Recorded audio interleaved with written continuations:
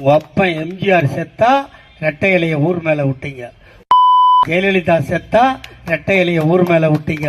நீங்க எல்லாம் பேசுறதுக்கு என்னடா தகுதி இருக்குது? என்ன பேசுறீங்க? அது கட்சியாடா? பாவண்டா அந்த பொம்பளை, பாவம் அந்த பொம்பளை சசிகலா.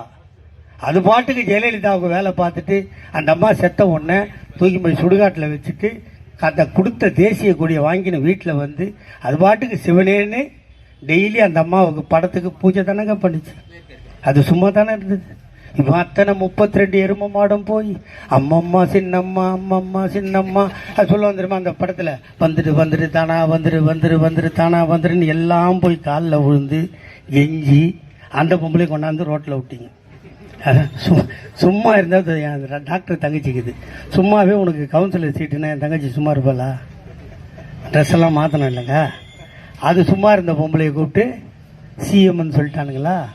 அது என்ன பண்ணிச்சு, நேராக போயஸ் கார்டனுக்கு போச்சு.